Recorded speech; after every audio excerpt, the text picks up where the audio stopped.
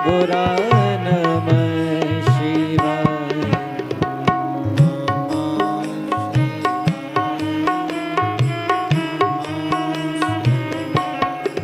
ओम नमः शिवाय, ओम नमः शिवाय। ओम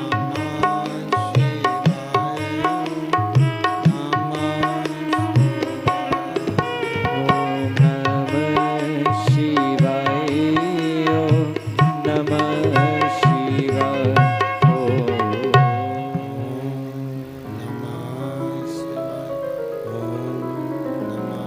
शिवाय, ओम नमः शिवाय। विश्वनाथ भगवान की जय, महाकालेश्वर भगवान की जय, ओमकारेश्वर भगवान की जय, कुबेरेश्वर महादेव की जय। हर हर महादेव, हर हर महादेव, हर हर महादेव।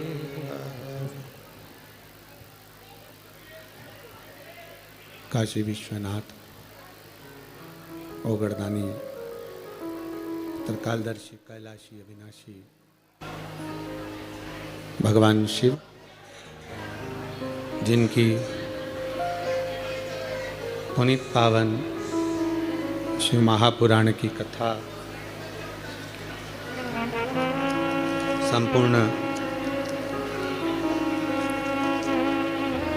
विश्व के कल्याण हेतु बाबा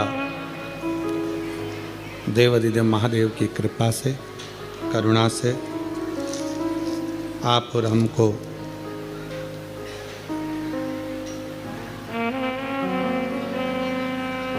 श्रवण करने का सौभाग्य प्राप्त हुआ है।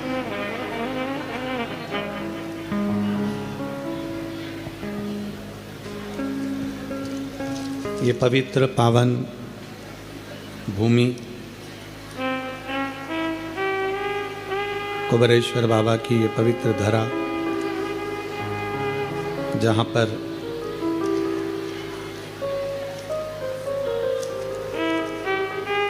भगवान शिव की कृपा से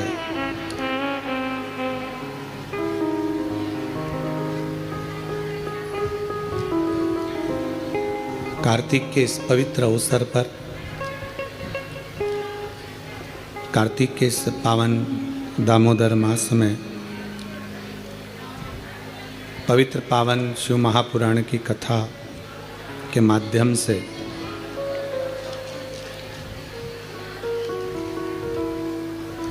आप और हम सब दामोदर मास में महालक्ष्मी पूजन के पवित्र कथा का लाभ ले रहे हैं और अपने जीवन को सार्थक कर रहे हैं। कल अपन ने कथा में श्रवण किया कि भगवान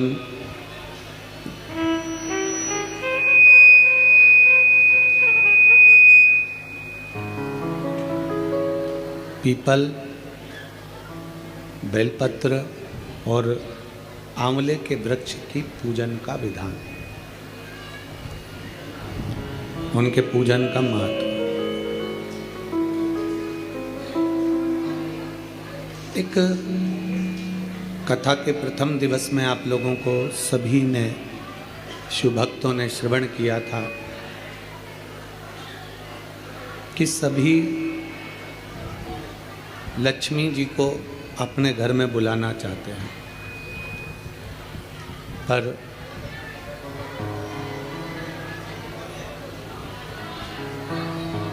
सभी माता लक्ष्मी को अपने घर में बुलाना चाहते हैं, पर कोई लक्ष्मी जी से पूछे कि वो कहाँ जाना चाहेंगे, कोई माता लक्ष्मी जी से पूछे कि वो कहाँ जाना चाहती हैं,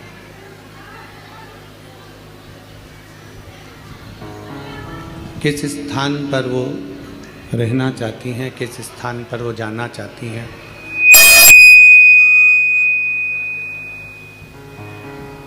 किस स्थान पर वो रहना चाहेंगी, किस स्थान पर वो जाना चाहेंगी।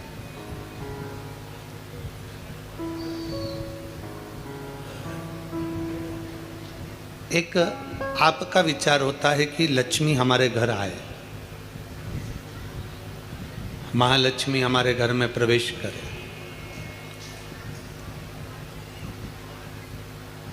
शिवजी से भी भगवान नारायण ने यही बार बार कहा कि मैं माता लक्ष्मी को देखकर, भगवान नारायण ने लक्ष्मी जी को देखकर ये बोला कि मुझे लक्ष्मी चाहिए, ये लक्ष्मी हमारी हो जाए, ये लक्ष्मी हमको प्राप्त हो जाए। ये स्वयं भगवान नारायण भी भगवान शंकर से कहते हैं कि लक्ष्मी हमें प्राप्त हो, ये लक्ष्मी हमें मिले।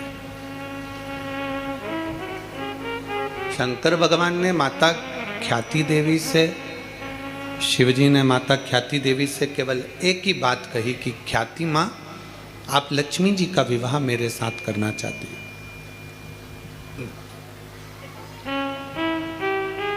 आप लक्ष्मी जी को मुझे परणाना चाहती हो, मेरे साथ में विवाह करना चाहती हो, पर लक्ष्मी को नारायण को दिया जाए तो वो श्रेष्ठता होगी। नारायण से क्या मतलब है?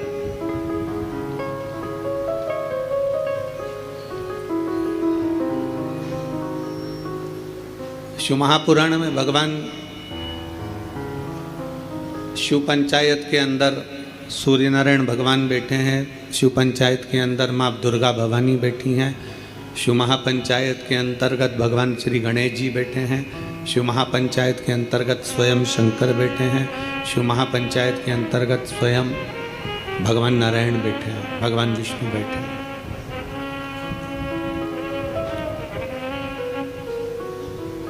शिव महापंचायत के अंदर ये सब विराजमान। नारायण क्या? लक्ष्मी जी नारायण भगवान को ही क्यों दी जाए? लक्ष्मी जी नारायण भगवान को ही क्यों प्रदान करी जाए? किस लिए? क्यों? शंकर भगवान कह रहे हैं कि लक्ष्मी को ख्याति देवी आप नारायण को दे दीजिए। ख्याति देवी ये लक्ष्मी को आप नारायण को प्रदान कर दो, आप नारायण जी को दे दो। आखिर क्यों, किस लिए?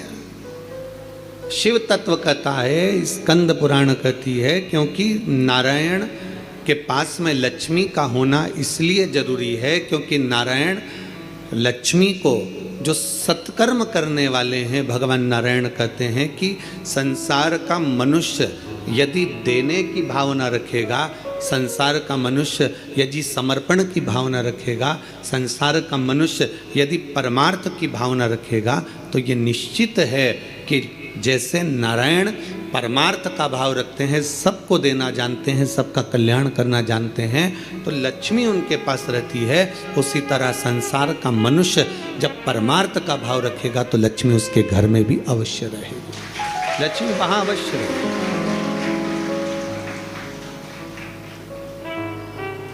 परमार्थ के भाव में, समर्पण के भाव में, जो हमारे हृदय का भाव है, हम भगवान को जो कुछ समर्पित करें, भाव से हम जो देते हैं, लक्ष्मी हमारे घर में प्रवेश कर जाती है।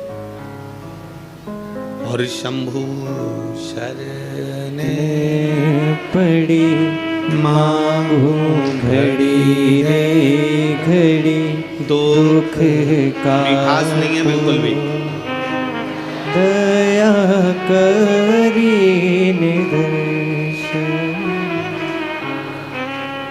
शंभु शरणे पड़ी मांगू घड़ी रे घड़ी, दुख काटो दया करी निदर्शन। एक परमात्मा का, परमार्थ का जो भाव हो, देने का जो भाव हो, उसमें जो आनंद है, वो आनंद कहीं नहीं। शिव तत्व कहता है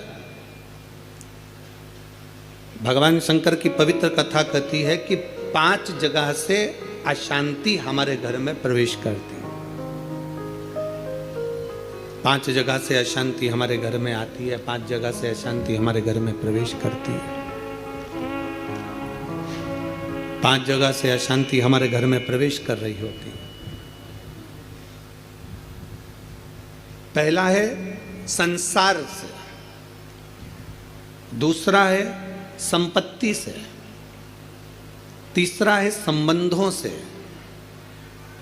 चौथा है स्वास्थ्य से और 5वां है संतान से।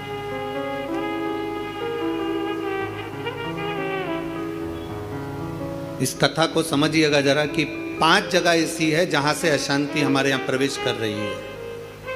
उसमें 5 जगह में एक जगह संपत्ति भी कही है। 5 जगह में से एक जगह संपत्ति को भी बताया गया कि जैसे संसार से भी अशांति प्राप्त होती है। संसार के लोगों में आप सोचते हैं कि मैं संसार में जितना रहूंगा, जितना सबके साथ में रहूंगा, उतना मुझे सुख मिलेगा, शांति मिलेगी। ना ना ना, स्कंद पुराण कहती है हो नहीं सकता। संसार के लोगों के लिए आप दुनिया भर का कितना भी सुख प्रदान कर दीजिए, किसी के लिए आप अपनी जान भी निकाल कर रख दीजिए, संसार के लोगों के लिए आप अपनी पूरी संपत्ति भी लुटा कर रख दीजिए, संसार के लोगों के लिए अच्छे से अच्छा वस्त्र, आभूषण, माणिक, मोती, रतन जो कुछ दे सकते हो दे दीजिए। उसके बाद भी संसार के लोग कहे बिना रह नहीं सकते। आपको कहे बिना रहेंगे नहीं।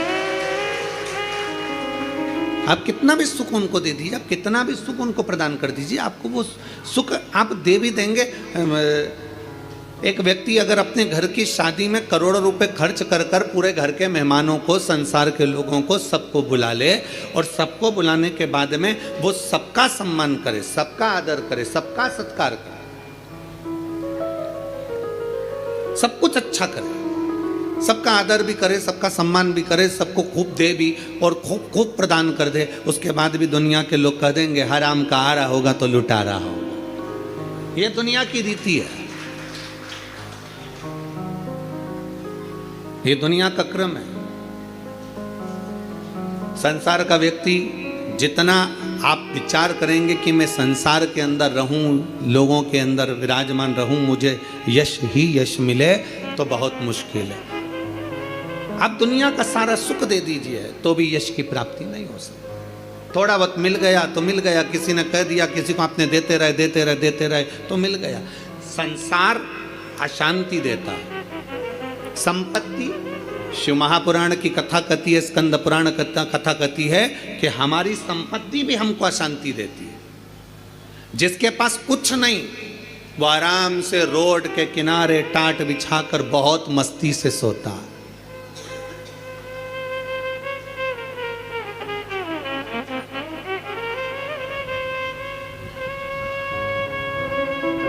और जिसके पास में बहुत कुछ है, सारी संपदा भरी पड़ी हुई है, सारी दौलत भरी पड़ी हुई है, सुंदर बंगला है, डनलप का गद्दा है, एसी भी लगा है, पलंग भी लगा है, नौकर चाकर सब कुछ लगे हैं, सब कुछ, तो भी उसको नींद नहीं आती है। कितना सुंदर कहा गया शिव महापुराण के अंतर्गत, कितनी सुंदर बात कही गई कि शिव महापुराण की कथा, कई लोग कहते हैं गुरुजी आपकी कथा होती है तो वहां 1 किलोमीटर दूर तो गाड़ी रोक दी जाती है। शिव महापुराण की कथा होती है तो पैदल चलकर बहुत दूर तक जाना पड़ता है, बहुत दूर तक।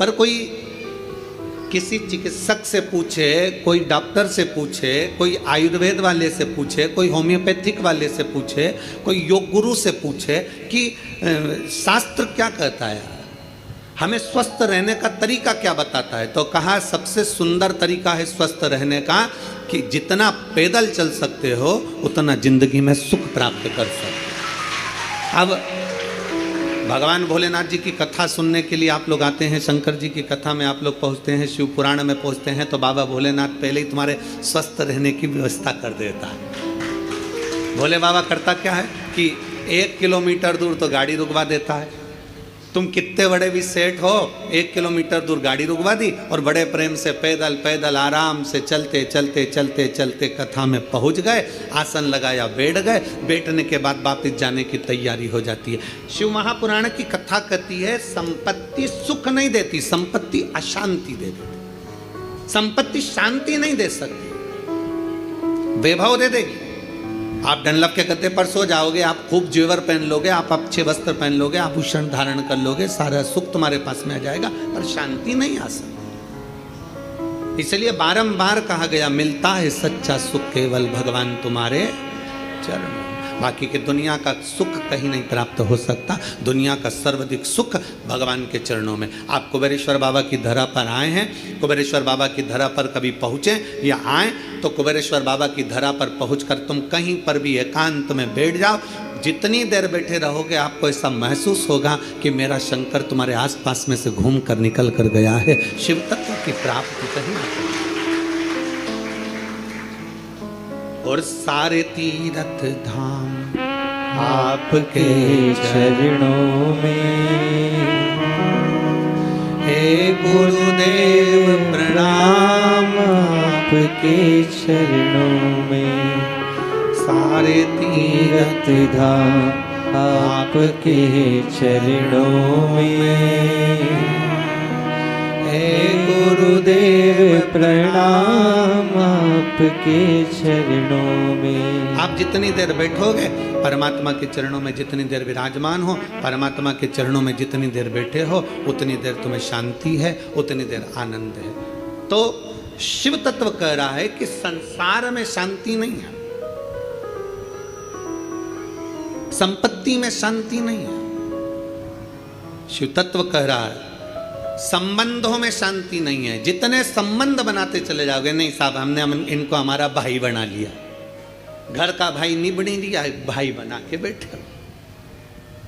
नहीं साहब इसको हमने हमारी बेटी बना लिया, घर की बहन बेटी को साड़ी नहीं दिला रही और दूसरी बेटी बनाते फिर।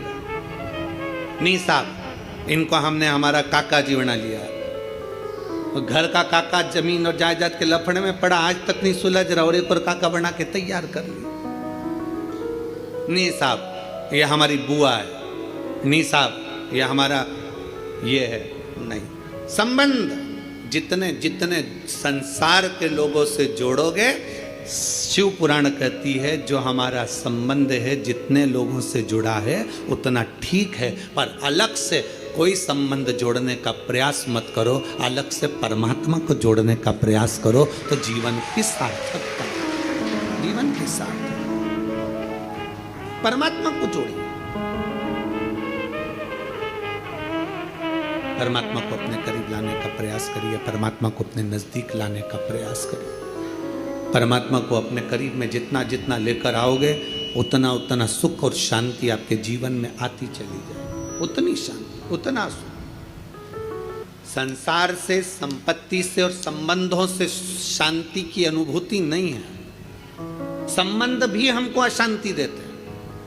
किसी ने कुछ कह दिया मन अशांत हो गया, किसी ने कुछ बोल दिया मन अशांत हो गया, कहीं किसी ने कुछ कहा अपन घर से निकल कर चले गए मन अशांत हो गया। अच्छा जरा सा विवाद हुआ लोग घर छोड़कर चले जाते हैं। हमको ये समझ में नहीं आता कि घर में तुम रहकर भी शांति का अनुभव नहीं कर पाए तो क्या छिपरा जी के तट पर जाकर, गंगा जी के तट पर जाकर, नर्मदा जी के तट पर जाकर, किसी तीर्थ में जाकर, सबको छोड़कर अकेले घर से निकलकर घर के बाहर जाकर क्या तुम्हें शांति मिल जाएगी?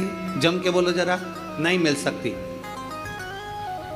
घर छोड़कर शांति का अनुभव नहीं हो सकता।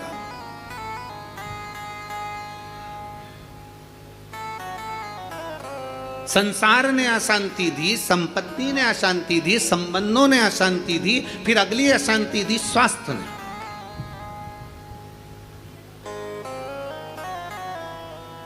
घुटने दुखने लगे, कमर दुखने लगी, पीठ दुखने लगी, अशांति होने लगी, अब मैं बहुत बीमार रहने लगी, मेरे जीवन का क्या ठिकाना गुरुजी, मेरी जिंदगी का क्या ठिकाना।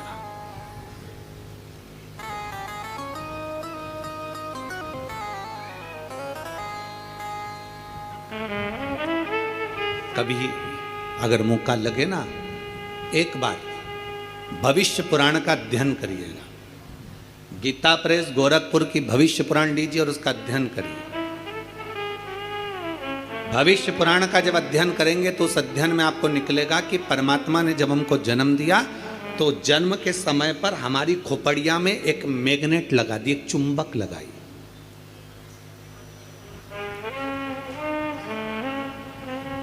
परमात्मा ने हमारी खोपड़िया में, हमारे मस्तिष्क में, हमारे भेजे में, हमारे सिर के अंदर, हमारे मस्तिष्क में एक चुंबक लगा दी। कभी अगर भविष्य पुराण पढ़ें तो उसमें अध्ययन करिएगा, हमारे मस्तिष्क में एक चुंबक परमात्मा ने जन्म के समय पर, पैदा होने से पहले, हमें बनाने से पहले, माता के गर्भ में जब हम पड़े हुए थे, हमारा मस्तिष्क बन रहा था तो इसमें एक चुंबक फिट कर दिया। इसलिए मरने के बाद जब अंतिम संस्कार होता है, अंतिम संस्कार में जब मुर्दा आधा जल जाता है तो उसकी खोपड़िया को फोड़कर कपाल क्रिया करी जाती है। आपके इधर करते कि नहीं करते वो हमको नहीं मालूम। हमारे इधर की रीति है, बांस में लोटा बांधकर उसमें घी भरकर उसके घर के बेटों से, उसके पोता पोती से वहाँ पर खड़ा करवा के पोते से खोपड़िया में वो डंडा पड़वा कर वहीं घी उंडेलवा कर डंडे को फेंक दिया जाता, उस बांस को फेंक दिया जाता। देखा है आप लोगों ने इसको?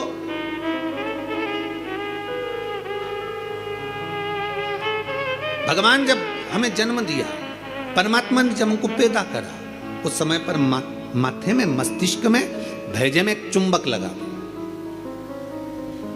क्या करती है वो चुंबक? चुंबक का कार्य क्या है? चुंबक का कार्य है, अगर आपने पैसा पैसा पैसा पैसा सोचा विचारा, दिन रात पैसे पैसे में लिप्त रहे, तो व्यक्ति वो मस्तिष्क में जो चुंबक लगी है वो पैसे को अपनी ओर खींचती है। मतलब मनुष्य पैसे को आसक्ति के रूप में अपनाना प्रारंभ कर दे। अब चुंबक का दूसरा कार्य क्या है? अगर किसी बुरे व्यक्ति में बुराइयां देखोगे तो वो बुरे व्यक्ति की बुराई तुम खींचते चले जाओगे। वो तो ऐसी, वो तो वैसा, वो तो वैसा, हर व्यक्ति में बुराई, क्योंकि तुम्हारे भीतर में जो भेजे में चुंबक भरी है वो बुराइयां ही खींचेगी। और अगर तुमने किसी व्यक्ति में अच्छाई देखना प्रारंभ कर दी तो तुम्हारे मस्तिष्क में जो चुंबक लगी है वो दिन रात हर व्यक्ति में अच्छाई को ढूंढना प्रारंभ कर देगी, अच्छाई खींचना प्रारंभ। एक चुंबक लगी है। अब ये बात तो अपने तक हो गई, अब मेन बात पर जाओ, मुख्य बात पर। मस्तिष्क में चुंबक लगाकर परमात्मा ने हमको पैदा करा है, एक आकर्षण देकर हमें पैदा करा है, एक चुंबक लगाकर हमें पैदा करा है। चुंबक जब पैसे को खींचती है तो पैसा ही पैसा सोचने में आता है, बुराई खींचती है तो बुराई बुराई हमारे अंदर आती चली जाती है, किसी का क्रोध खींचती है तो क्रोध हमारे अंदर आता चले जाता है। उसी तरह अच्छाई किसी की खींचती है तो हमारे अंदर अच्छाई आती चली जाती है। उसी तरह चुंबक बीमारी को भी खींचती है। हम जब एक बीमारी के बारे में सोचते जाते हैं, मेरे पाँव, मैंने सुना है किसी को पेट में बच्चादानी में गांठ पड़ गई तो मालूम पड़ा कि उसको कैंसर हो गया। मैंने सुना है किसी के घुटने में अगर प्रॉब्लम हो गई तो उसका घुटना बदलाना पड़ा, मालूम पड़ा उसमें ग्रीस कम हो गया। मैंने सुना है कि किसी के हृदय में छेद हो गया, किसी के हृदय में कुछ हो गया, किसी के चेस्ट में गठान पड़ गई तो कैंसर बता दिया गया। ये हम जरा सा हमारे शरीर में दर्द हुआ और हमने वो सोचना प्रारंभ कर दिया। क्या सोचा हमने? कि उसको कैंसर हो गया था, उसकी किडनी खराब हो गई थी, उसका लीवर खराब हो गया था, उसके साथ में यह हो गया था, उसके घुटने बदलवाए, उसको गुजरात ले गए, उसको राजस्थान ले गए, उसको वहां ले गए और उसका शरीर में यह करवाया। आंख में प्रॉब्लम हुई तो आंख के बारे में सोचते रहे, सोचते रहे, सोचते रहे। अर्थात हमने इतनी बीमारी का सोच लिया, इतनी बीमारी का सोच लिया, बीमारी वो थी नहीं, पर हमने सोच सोच के चुंबक जैसे उसको खींच कर अपने अंदर वो बीमारी को इकट्ठा कर लिया, आखिरी में वो बीमारी हो गई। ये हमारे भीतर की चुंबक है जो हमें खींच रही है। छोटी मोटी गठान हो जाए ना, कभी मत सोचना, आओ ऐसी तो होती रहती है। दवाई खाऊंगी, शंकर पे चढ़ा हुआ जल पीऊंगी, डॉक्टर को दिखाऊंगी, सारी जांचें कराऊंगी, जो डॉक्टर बोलेगा सारी जांच कराऊंगी। और मेरा विश्वास कहता है डॉक्टर के अनुसार चलकर, क्योंकि डॉक्टर भी शिव का एक रूप है, उसके अनुकूल चलकर मैं ये दवाई ले लेकर, कुंदकेश्वर महादेव का नाम लेकर, मेरी सारी गठान गल जाएगी। जब तुमने सोच लिया गल जाएगी, गल जाएगी, गल जाएगी, मतलब गल जाएगी। तुमने सोच लिया कि नहीं, वो डॉक्टर तो बोल दिया है कि इसकी ऑपरेशन कराकर निकलवाकर जांच करने जाएगी और मुंबई भेजी जाएगी। आदि तो टेंशन में मर गई, कहीं कैंसर कैंसर कैंसर, सोच सोच सोच सोच, आखिरी में सोच वही। एक पत्र है, हम चाहते नहीं थे कि ये, हमारा मन नहीं था कि 3 दिन की कथा में पत्र पढ़े, पर आया है।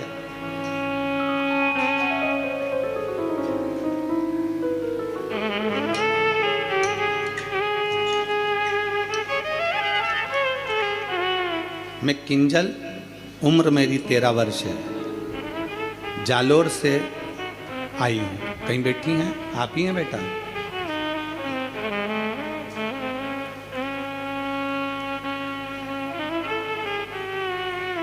मम्मी आई है साथ में? आप ही हैं?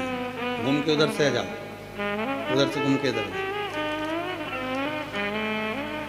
मैं किंजल, उम्र मेरी 13 वर्ष है, जालोर से हूँ। गुरुजी, बाबा सबका जीवन बदल देते हैं, लेकिन मेरी मम्मी को तो नया जीवन दे दिया मेरे बाबा ने। मेरी मम्मी को 4th स्टेज का कैंसर था।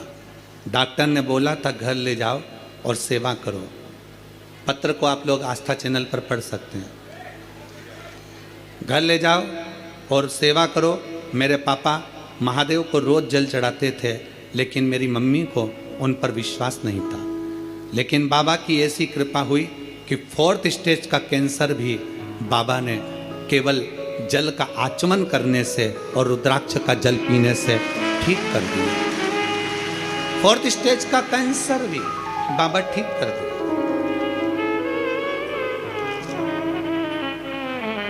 गुरुदेव, 4th स्टेज के कैंसर पे डॉक्टर ने कह दिया इनको घर ले जाओ। हम घर तो लेकर आ गए, पर हम सीहोर आ गए और बाबा सीहोर आकर हमने यहाँ से रुद्राक्ष मांगा, रुद्राक्ष लेकर गए। फिर बाबा की ऐसी कृपा हुई कि 3 साल से आज तक हमें हॉस्पिटल जाने की जरूरत नहीं पड़ी। शिव तत्व की प्राप्ति। और गुरुदेव, एक बात और कहना चाहती हूँ, हॉस्पिटल नहीं जाना पड़ा और बाबा ने ऐसी कृपा कर दी कि मेरे पापा को नौकरी भी बाबा ने दिलवा दी। बाबा, हम प्रत्येक मंदिर में जाकर बाबा को नमन करते हैं, जल चढ़ाते हैं। आज मैं बाबा को प्रणाम करने के लिए आई हूं।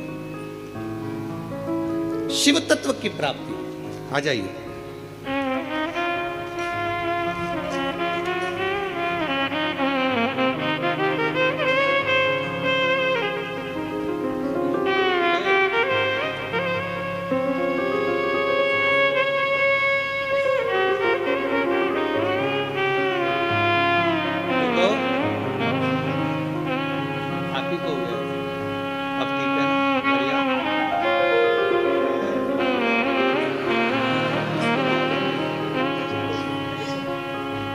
खुश हो जा, बिल्कुल ठीक है ना?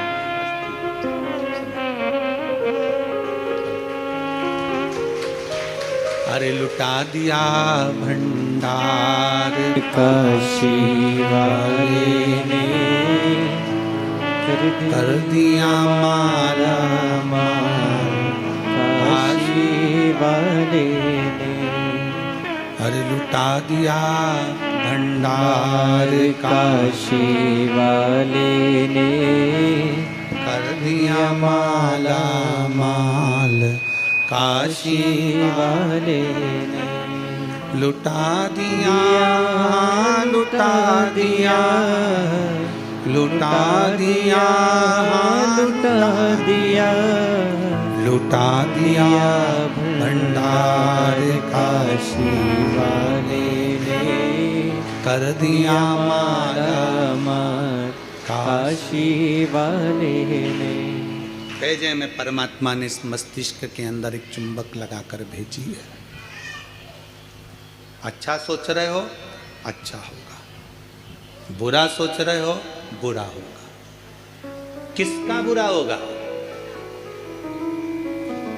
आप दूसरे का बुरा सोच रहे हो ना, उसका कभी बुरा नहीं होगा। बुरा किसका होगा? जो सोच रहे हैं हम वो हमारा ही बुरा होना। चुंबक लगी है इस मस्तिष्क में, इस भेजे में। घुटने में दर्द है ना, ये कभी विचार मत करो कि मेरा ऑपरेशन होगा, मेरा घुटना बदलना पड़ेगा, ये करना पड़ेगा, वो करना पड़ेगा। डॉक्टर से मिलो, डॉक्टर से दवाई भी लो, सब कुछ करो, पर यह विचार करो कि मैं डॉक्टर के पास जाऊंगी, भगवान का भजन करूंगी, शंकर के मंदिर जाऊंगी, एक लोटा जल चढ़ाऊंगी, बेलपत्र चढ़ाऊंगी और जल बेलपत्र चढ़ाकर उसका पान करूंगी और यह मेरा विश्वास कहता है कि मैं ठीक होऊंगी, मुझे घुटना बदलने की जरूरत नहीं पड़ेगी, मुझे कोई कार्य करने की जरूरत नहीं पड़ेगी और मैं ठीक हो जाऊं। यह मेरा विश्वास कहता है, यह मेरा भरोसा कहता है। चुंबक लगी है एक मस्तिष्क के अंदर, एक आकर्षण परमात्मा देकर भेजता है। चलो एक प्रैक्टिकल कर देखिए। आप सब एक प्रैक्टिकल करो, जितने लोग कथा को आस्था चैनल पर सुन रहे हैं, जितने लोग फेसबुक यूट्यूब पर सुन रहे हैं, जितने लोग कुबेरेश्वर बाबा की धरा पर सुन रहे हैं। दीपावली के बाद, दीपावली के पहले या कल परसों से एक विचार करना कि मुझको ये खाना है या मुझको ये लाना है, या मेरी पास में धन नहीं तो धन की व्यवस्था, मुझे 5,000 2,000 3,000 15,000 की जरूरत है और वो मुझे चाहिए। 3 4 5 दिन 8 दिन 10 दिन तक सोचते रहो, विचार करते रहो, चाहिए मुझे, कहीं से व्यवस्था हो जाए, बाबा कुछ भी करे, कैसे भी आए, मुझे पाना।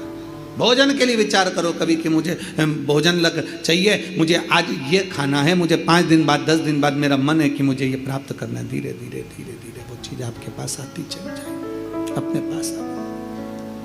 अच्छा सोचिए, अच्छा विचारिए, जब अच्छा सोचेंगे, अच्छा विचारेंगे, अच्छा सोचेंगे, अच्छा विचारेंगे, अच्छा कर्म करेंगे तो निश्चित है कि अच्छा हमें मिलेगा। हम हमेशा जरा सी बीमारी आई, जरा सा रोग आया, जरा सी तकलीफ आई, जरा सा कष्ट आया, जरा सी तकलीफ में हम विचार करने लगते हैं कि मुझे ये तकलीफ हो रही। तो शिव महापुराण की कथा कहती है, शिव तत्व कथा है, 3 दिन की शिव चर्चा कुबेरेश्वर बाबा की धरा पर जो हो रही है, उसमें आज विराम दिवस की कथा कहती है। अशांति हमको संसार भी देता है, अशांति हमको संपत्ति भी देती है, अशांति हमको संबंध भी देते हैं और अशांति हमको स्वास्थ्य भी देता है। हम सोचने में पड़ जाते हैं, मुझे ये प्रॉब्लम हो गई, मुझे ये तकलीफ हो गई, मुझे ये कष्ट हो गया, मुझे ये तकलीफ होती चली जा रही, हमारे भीतर से अशांत होते चले, भीतर से हम अशांत होते चले जाते। शांति गई। 4 स्थान अशांति के तो ये बता दिए और 5वें नंबर पर बता दिया संतान। 5वें नंबर पर कहा कि संतान भी अशांति दे जाती है। संतान, इसलिए शिव महापुराण की कथा कहती है, पुत्र के लिए किया गया कर्म है और बेटी के लिए किया गया धर्म है। धर्म है, पुत्र के लिए करना ये तुम्हारा कर्म है। मेरे को दुकान लगाना है, बच्चों को सेटल करना है, बच्चों को ये करना है, बच्चों को वो करना है, मेरे बेटे के लिए ये व्यवस्था करना है, मेरे बेटे की शादी करना है, मेरे बच्चे के लिए ये करना है। पुत्र के लिए करा गया ये कर्म है। बेटे के लिए तुम लाखों की संपत्ति छोड़कर जाना, वो धर्म नहीं कहलाएगा। बेटे के लिए तुम दुनिया भर की दौलत छोड़कर जाना, वो धर्म नहीं कहलाएगा।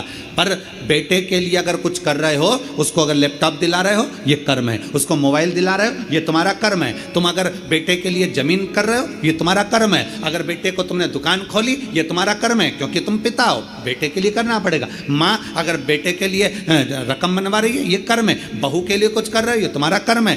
बेटे के लिए जितना करा वो कर्म है। गाड़ी लाए, कर्म है, क्योंकि बेटे के लिए लाना पड़ेगी, बहुओं के लिए लाना पड़ेगी, मकान बनाना पड़ेगा, जमीन करना पड़ेगी, जायदाद करना पड़ेगी। ये सब कर्म की गिनती में आ गई, ये सब कर्म है।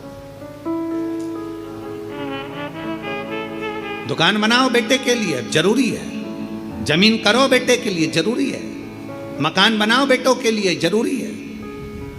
बहू लाओ बेटों के लिए, जरूरी है। गाड़ी बंगला करो बेटों के लिए, जरूरी है। तुम्हारा कर्म है, करना ही पड़ेगा। पर बेटी अगर घर में आई और बेटी का अगर तुम लालन पालन कर रहे हो, बेटी को पढ़ा रहे हो, लिखा रहे हो, शादी कर रहे हो, विवाह कर रहे हो, उसको पढ़ा रहे हो, तो ये तुम्हारा कर्म नहीं है, ये तुम्हारा जम के बोलो जरा, धर्म। इसलिए शिव महापुराण की कथा कहती है कर्म और धर्म का लेवल बराबर लेकर चलना, अर्थात बेटे के लिए भी करो तो बेटी के लिए भी करते रहना, दोनों का लेवल बराबर लेकर चलिए। कर्म और धर्म के लेवल को बराबर लेकर चलोगे तो जिंदगी की सार्थकता सिद्ध हो जाएगी, तुम्हारा जीवन आनंदमय हो जाएगा। कर्म और धर्म के लेवल को बराबर बनाइए, बराबर। और मत बुरे कर्म कर बंदे वरना पछताएगा, भगवान की आंखों से तू बच नहीं पाएगा, तू बच नहीं पाएगा। अरे ओ अज्ञानी मत कर नादानी, अरे ओ अज्ञानी मत कर नादानी। तेरे कर्म का फल भी तू ही पाएगा, जैसा किया तूने तेरे आगे आएगा। मत बुरे कर्म कर बंदे, मत बुरे कर्म कर बंदे वरना पछताएगा, भगवान की आंखों से तू बच नहीं पाएगा, तू बच नहीं पाएगा। अपने कर्म का लेवल और अपने धर्म का लेवल दोनों को बराबर कर कर चलिए, कर्म को और धर्म को बराबर बना कर चलिए। कर्म और धर्म दोनों बराबर।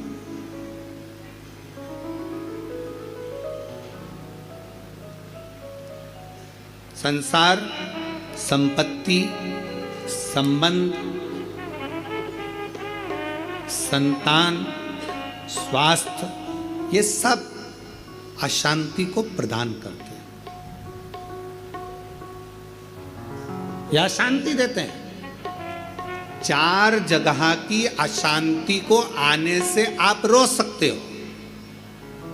चार जगह से जो अशांति आ रही है ना, इसको आप रोक सकते हो। चार जगह कौन कौन सी? संसार की अशांति आ रही है तो तुम संसार वालों से संबंध छोड़ दोगे, शांत हो गए। संपत्ति से अशांति आ रही है तो ज्यादा ध्यान देना संपदा पर कि अब जो होगा देखा जाएगा, जितना मिल गया उतने संतुष्टि है, तो तुम रोक सकते हो, अशांति आने से रुक जाएगी। संसार, संपत्ति, संबंधों से अगर अशांति आ रही है तो तुम संबंध थोड़े कम कर दोगे, रिश्तेदारी थोड़ी कम कर दोगे, अशांति आने से रुक जाएगी। स्वास्थ्य, स्वास्थ्य से भी तुम गोली दवाई लेकर अशांति को रोक सकते हो। पर जो पांचवा नंबर है ना, संतान, इसको तुम कभी जिंदगी में नहीं रोक सकते। इसकी ओर से तो तुमको धीरे धीरे अशांति आती ही रहेगी। तो कोई महाराज तुमसे कह दे कि महाराज की मैं तुम्हारी बहू को अच्छा कर दूंगा, बेटे को अच्छा कर दूंगा, तुम्हारे बेटी को सुखी कर दूंगा, तुम्हारे जमाई को अच्छा कर दूंगा, तुम्हारे परिवार को अच्छा कर दूंगा। कोई तुमसे कह दे कि मैं तेरे बेटा बहू को अच्छा कर दूं, कोई तुमसे कह दे कि मैं तुम्हारी बेटी दामाद को अच्छा कर दूं, कोई तुमसे कह दे मैं तेरे पोता पोती को अच्छा कर दूं, कोई कह दे तुमसे कि तुम्हारे नाती पंती को अच्छा कर दूं। ना ना ना, शिव पुराण कहती है चार जगह से आने वाली अशांति को रोका जा सकता है, पर संतान की ओर से अशांति को रोकना कठिन है। ये कभी ना कभी हर 15-20 दिन, 1 महीना, 4 महीना, 6 महीना, 1 साल, 1.5 साल, 2 साल में कहीं बेटों की ओर से, कहीं बेटी की ओर से, कहीं जमाई की ओर से, कहीं बहुओं की ओर से, कहीं पोता पोती की ओर से, ये थोड़ा ना थोड़ा आता रहेगा, ये थोड़ा ना थोड़ा प्राप्त होता रहेगा। अब जब थोड़ा ना थोड़ा प्राप्त होगा तो हमारे भीतर अशांति फिर जागे। तो करे क्या? फिर क्या करा जाए? क्या कर सकते?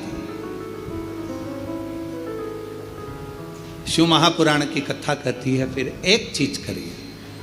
अशांति जब भीतर बार बार आ रही है, अशांति जब भीतर बार बार प्रवेश कर रही है, चाहे संतान से हो, स्वास्थ्य से हो, संपत्ति से हो, संबंध से हो, संसार से हो, 5 जगह से जब अशांति प्रवेश कर रही हो, तब शिव महापुराण की कथा कहती है कि बन सके तो कार्तिक महीने के अंदर जो पचवीगन आता है, पचवीगन जानते हो आप लोग, अभी आ रही है आपकी और हमारी दीपावली।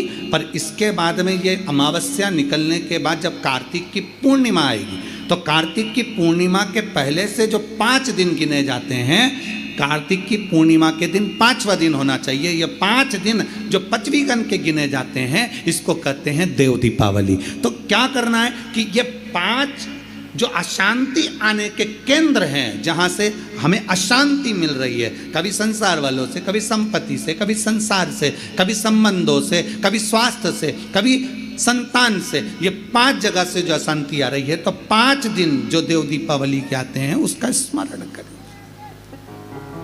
देव दीपावली के समय पर भगवान देव दीपावली के समय पर इसको साधने का प्रयास करें। देव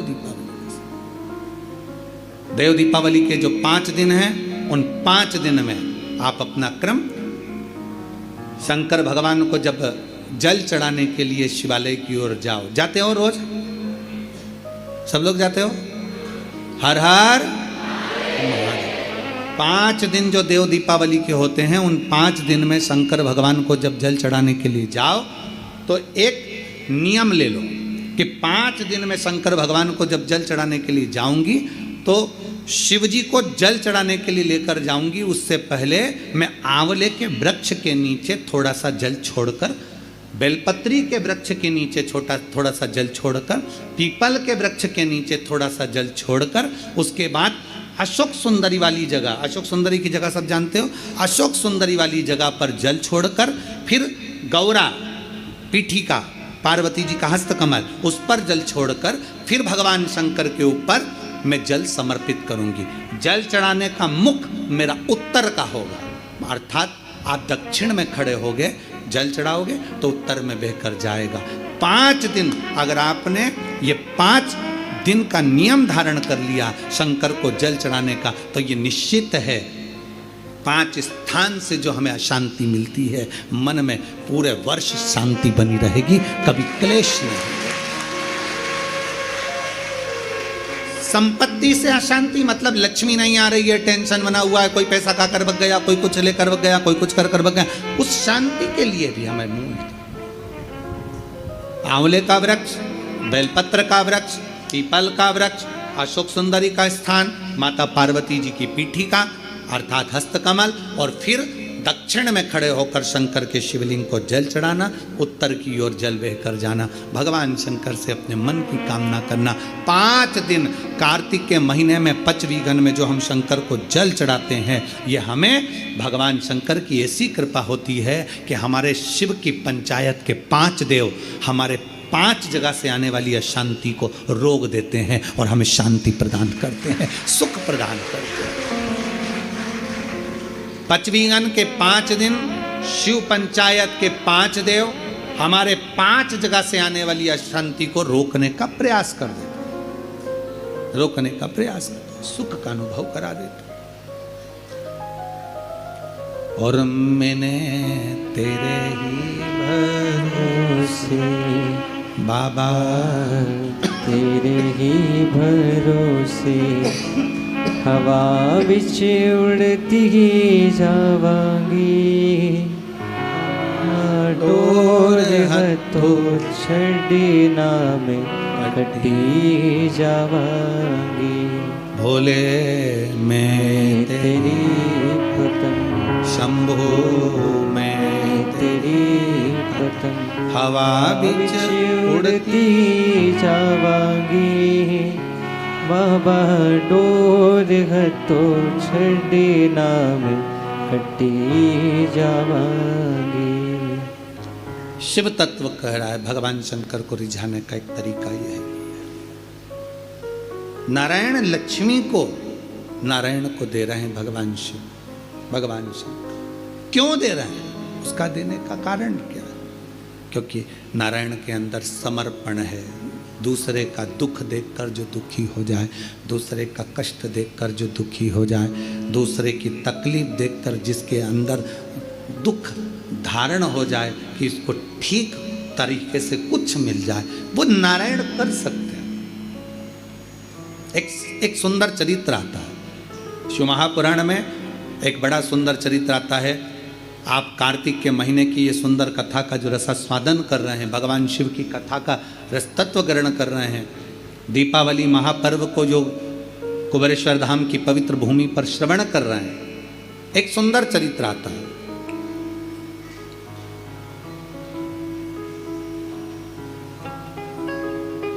कांचीपुरम में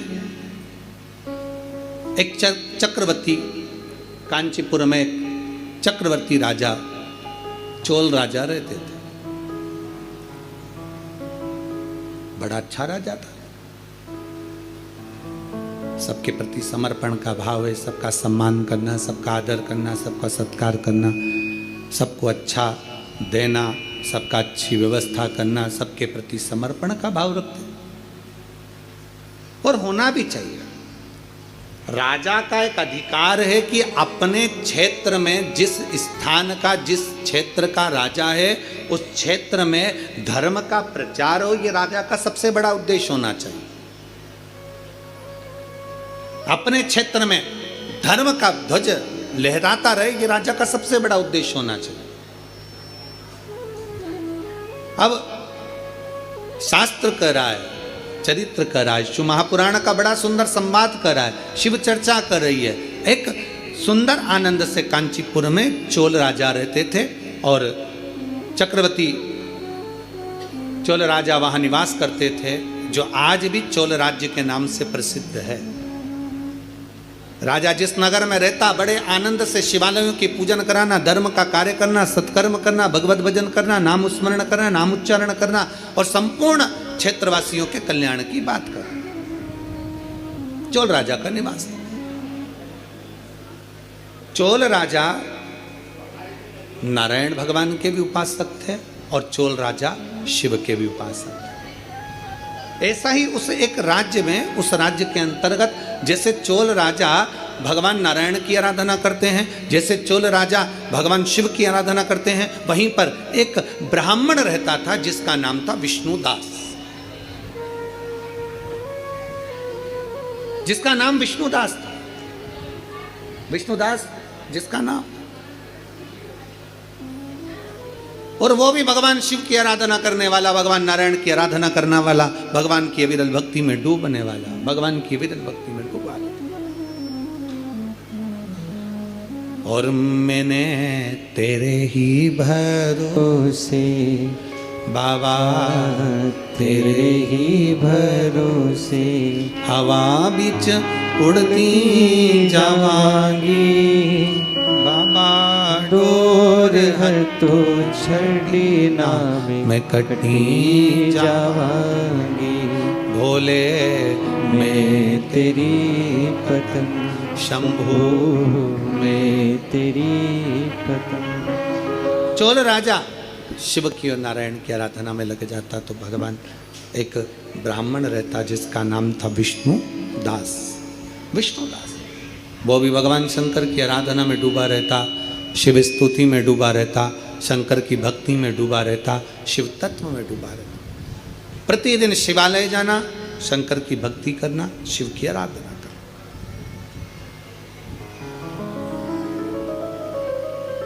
भगवान शंकर की अविरल भक्ति में डूब जाना और दिन प्रति भगवान शिव के नाम का स्मरण करना। श्री शिवाय नमस्तुभ्यं, श्री शिवाय नमस्तुभ्यं, श्री शिवाय नमस्तुभ्यं, श्री शिवाय नमस्तुभ्यं, श्री शिवाय नमस्तुभ्यं, श्री शिवाय नमस्तुभ्यं, श्री शिवाय नमस्तुभ्यं, श्री शिवाय नमस्तुभ्यं, श्री शिवाय नमस्तुभ्यं, श्री शिवाय नमस्तुभ्यं, श्री शिवाय नमस्तुभ्यं श्री शिवाय नमस्तुभ्यं। विष्णुदास शिव की आराधना में डूबा रहता, शंकर की भक्ति में डूबा रहता। एक बार चोल राजा भगवान शंकर के मंदिर में आए और शिवजी के मंदिर में आकर, नारायण के मंदिर में आकर उन्होंने ढेर सारे हीरे जवाहरात मोती माणिक सब चढ़ा, सब कुछ समर्पित कर दिया। माता लक्ष्मी का पूजन करते हो दीपावली पर, ऐसा कोई घर नहीं, सनातन धर्म में ऐसा कोई घर नहीं जहां माता लक्ष्मी का पूजन नहीं होता दीपावली पर। 31 अक्टूबर को जब आप माँ लक्ष्मी का पूजन करोगे, माता लक्ष्मी की जब पूजन करो, जैसी आपके यहाँ पूजन होती है, जैसे आपके पूर्वज करते आए, जैसे आपके घर के ब्राह्मण देवता, जैसे आपके नगर के ब्राह्मण देवता जिस भाव से पूजन कराते हो, ब्राह्मण पूजन कराने आते हो तो ठीक, ना आते हो तो आपके घर में आप स्वयं जैसे माता लक्ष्मी का पूजन करते हो वैसे करो।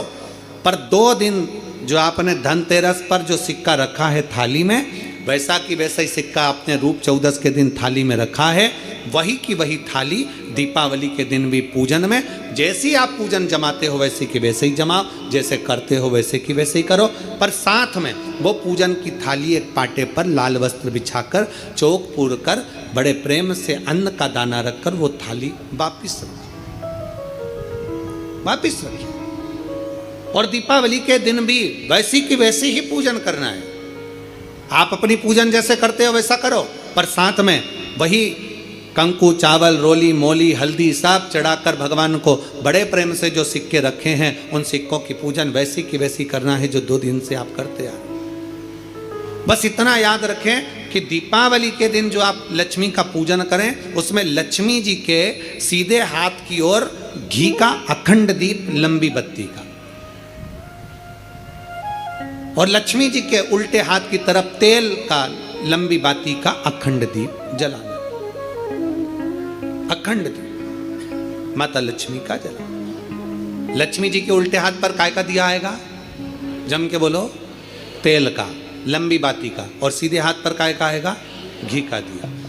दोनों दीप अखंड जलाना है, जो रात्रि को जलें सुबह तक वो जलते रहें, ऐसा दीप पर ध्यान देना है। और माता लक्ष्मी की पूजन कर कर जो सिक्के आपने रखे हैं उस पर 5 या 7 कमलगट्टे, हल्दी की गठान, अमरबेल के टुकड़े। पर इस पूजन में आपको हरी मूंग, खड़ी जो मूंग आती है हरी, उसको भी थोड़ा सा समर्पित करना है, और खड़ा धना और गुड़ की थोड़ी सी डली ये भी समर्पित करना। जो कमल का पुष्प हो, जो पुष्प आपके पास में हो लाल कलर का, वो माता लक्ष्मी को समर्पित करना है। चावल सफ़ेद नहीं, पीले कलर कर भगवान माता लक्ष्मी को समर्पित करना है। हल्दी और कुंकु माता लक्ष्मी को समर्पित करना है, और माँ को भोग लगाकर बड़े प्रेम से माता की आरती कर कर, झोली पसार कर प्रणाम करना है।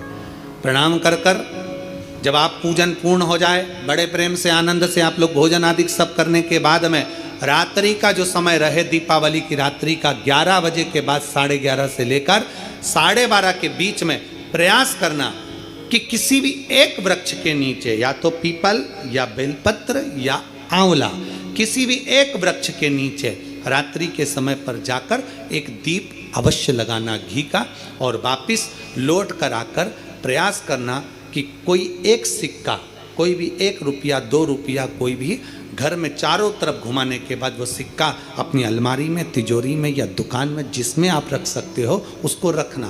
फिर अगले वर्ष आपसे बात करेंगे कि वो तिजोरी खाली तो नहीं हुई, बाबा ने भंडार भर कर रखा कि नहीं, उसने भरा कि ना भरा। प्रयास करें। लक्ष्मी पूजन का बस पूजन जैसे करते हो, आपके जैसे ब्राह्मण ने बता दिया, जैसे माता पिता ने बता दिया, जैसे पूर्वजों ने बता दिया, जैसे घर में करते आए हो वैसी की वैसी लक्ष्मी पूजन करो। ज़्यादा ढोंग प्रपंच में नहीं पड़ना, किसी ने कहा ऐसा कर दो ना, किसी ने कहा वैसा कर दो ना। अपने आनंद के साथ आप लक्ष्मी की साधारण पूजन जैसे करते आए हो वैसी की वैसे करो। बस वो सिक्के की पूजन आपको 5 दिन तक करना है। तो दीपावली के दिन कौन सा दिन हो जाएगा? 3रा दिन पूर्ण हो जाएगा। फिर पड़वा के दिन का नियम, फिर दूज के दिन का नियम अभी अपन कथा में सुनेंगे। नियम से धारण कर कर माता लक्ष्मी का स्मरण करिए। और धीमा बजाओ भोलानाथ डमरू, धीमा बजाओ, धीमा बजाओ भोलानाथ डमरू, धीमा बजाओ, ओ धीमा बजाओ भोलानाथ डमरू, धीमा बजाओ, धीमा बजाओ भोलानाथ डमरू, धीमा बजाओ, धीमा बजाओ बाबा, धीमा बजाओ, धीमा बजाओ भोला, धीमा बजाओ, धीमा बजाओ बाबा, धीमा बजाओ, धीमा बजाओ तबला तबला कम करो। धीमा बजाओ, ओ धीमा बजाओ भोलानाथ डमरू, धीमा बजाओ, धीमा बजाओ भोलानाथ डमरू, धीमा बजाओ। बड़े भाव से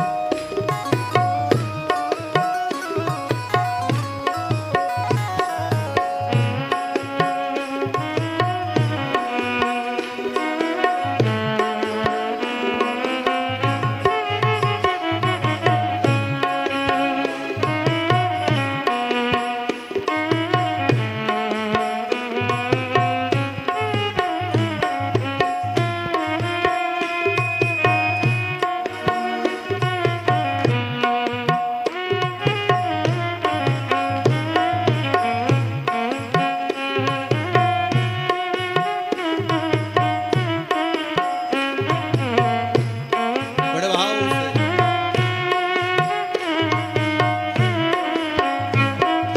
डमरू की धुन सुनकर ब्रह्मा जी आए, डमरू की धुन सुन के ब्रह्मा जी आए, डमरू की धुन सुनकर ब्रह्मा जी आए, डमरू की धुन सुन के ब्रह्मा जी आए, ब्रह्मा जी आए संग विष्णु को लाए, ब्रह्मा जी आए संग विष्णु को लाए, ब्रह्मा जी आए संग विष्णु को लाए, ब्रह्मा जी आए संग विष्णु को लाए। ओ धीमा बजाओ भोलानाथ डमरू, धीमा बजाओ, धीमा बजाओ भोलानाथ डमरू, धीमा बजाओ, धीमा बजाओ भोलानाथ डमरू, धीमा बजाओ, धीमा बजाओ भोलानाथ डमरू, धीमा बजाओ। शंभो।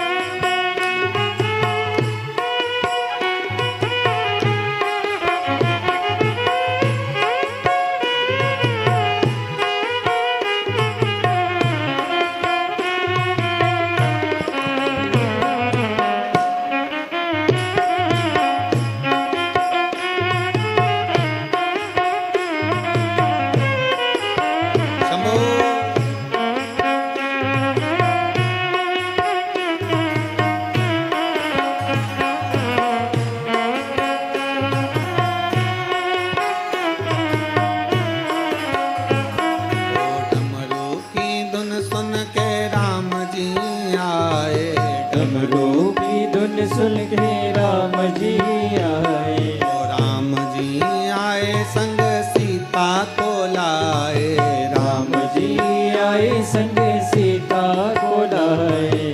डमरू की धुन सुन के राम जी आए। डमरू की धुन सुन के राम जी आए। ओ राम जी आए संग सीता को लाए। राम जी आए संग सीता को लाए। ओ धीमा बजाओ भोलानाथ डमरू, धीमा बजाओ, धीमा बजाओ भोलानाथ डमरू, धीमा बजाओ। ओ धीमा बजाओ भोलानाथ डमरू, धीमा बजाओ। धीमा बजाओ भोलानाथ डमरू, धीमा बजाओ। शंभो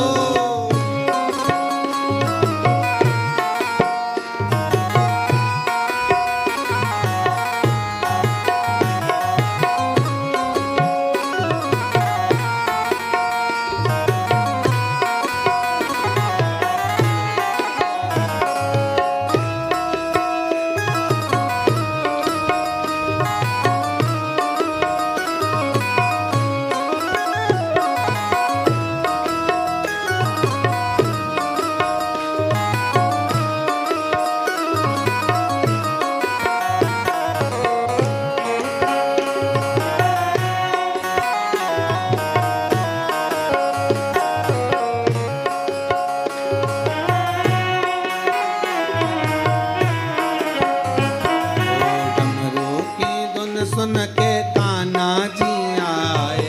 डमरू की धुन सुन के कान्हा जी आए। कान्हा जी आए संग राधा को लाए। कान्हा जी आए संग राधा को लाए। कान्हा जी आए संग राधा को लाए।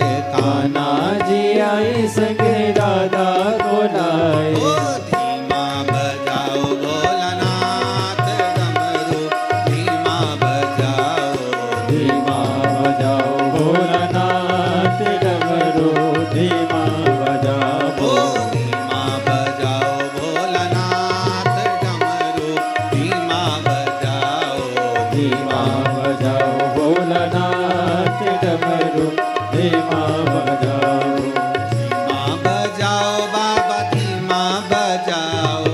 धीमा बजाओ भोला, धीमा बजाओ। ओ धीमा बजाओ भोला, धीमा बजाओ। धीमा बजाओ भोला, धीमा बजाओ। रे धीमा बजाओ भोलानाथ डमरू, धीमा बजाओ। धीमा बजाओ भोलानाथ डमरू, धीमा बजाओ। शंभो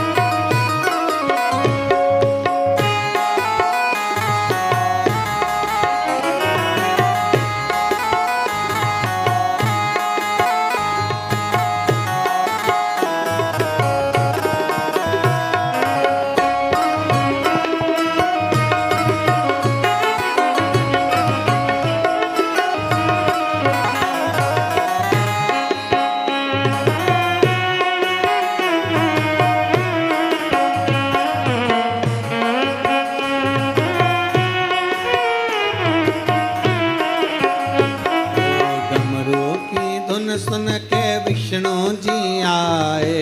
डमरू की धुन सुन के विष्णु जी आए।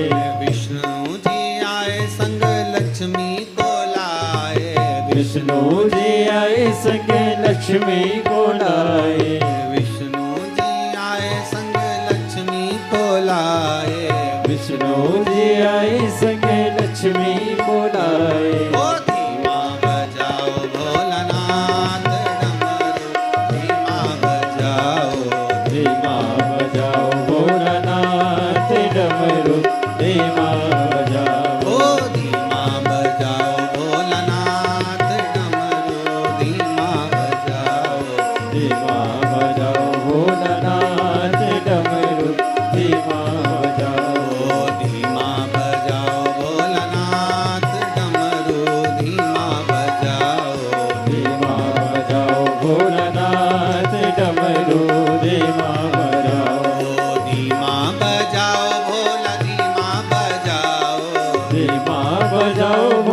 धीमा बजाओ, धीमा बजाओ बाबा धीमा बजाओ, धीमा बजाओ बाबा धीमा बजाओ, अरे धीमा बजाओ भोलानाथ डमरू धीमा बजाओ, धीमा बजाओ भोलानाथ डमरू धीमा बजाओ, ओ धीमा बजाओ भोलानाथ डमरू धीमा बजाओ, धीमा बजाओ भोलानाथ डमरू धीमा हार हार महादेव है। नमस्तुभ्यम हर हर महादेव। लातूर महाराष्ट्र में जो शिव महापुराण की कथा औसा में होने जा रही थी, वहां पर पानी अधिक गिरने के कारणवश, आंधी तूफान होने के कारणवश कथा स्थल पर और आसपास के पूरे पार्किंग क्षेत्र में पानी अधिक है। इस कारणवश इस कथा को निरस्त कर वहां के यजमान परिवार द्वारा ही कथा को ऑनलाइन किया जा रहा है।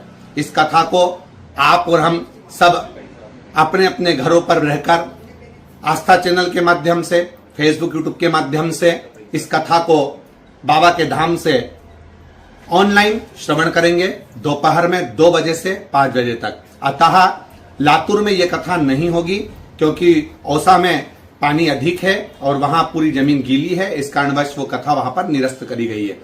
तो आप और हम सब मिलकर इस कथा को ऑनलाइन श्रवण करें और अपने अपने घर में रहकर इस कथा का आनंद लें। श्री शिवाय नमस्तुभ्यम। बड़े भावों के साथ कुबेरेश्वर बाबा की पवित्र भूमि पर बैठकर आपको प्रार्थना करने का सौभाग्य मिला है। बड़े दिल से, बड़े भाव से, बड़े आनंद के साथ, हृदय से बाबा से प्रार्थना करिए। शिव जी से अपने मन की बात। बहुत गले में तकलीफ हो रही है।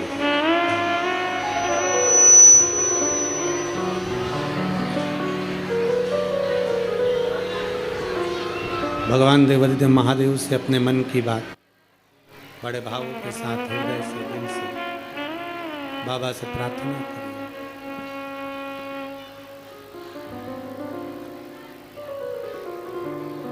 ये तो पवित्र भूमि है, कुबेरेश्वर धाम की धरा। जहां जगह मिल जाए वहां बैठकर कंकर शंकर की भूमि पर जहां आप बैठे हो वहीं पर आराम से बाबा से अपने मन की बात भाव के साथ कहो। दामोदर मास चल रहा है, कार्तिक का महीना, और सुंदर 3 दिवसीय शिव चर्चा कुबेरेश्वर बाबा की पवित्र भूमि पर बैठकर आपको ये कहने का मौका मिल रहा है, अपने हृदय की बात बाबा को सुनाने का मौका मिल रहा है। दिल से कहिए, बाबा से प्रार्थना करिए।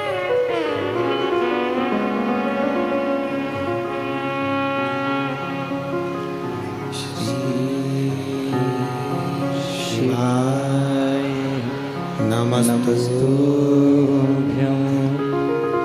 श्री शिवाय नमस्तुभ्यं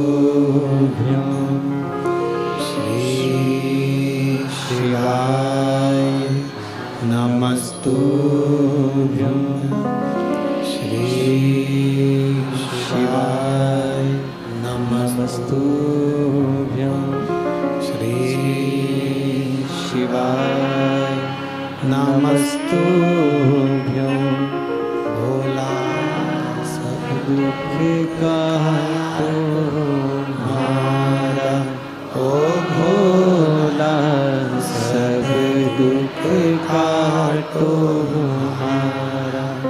शिव शंकर जपूं तेरी माला, भोले बाबा जपूं तेरी माला।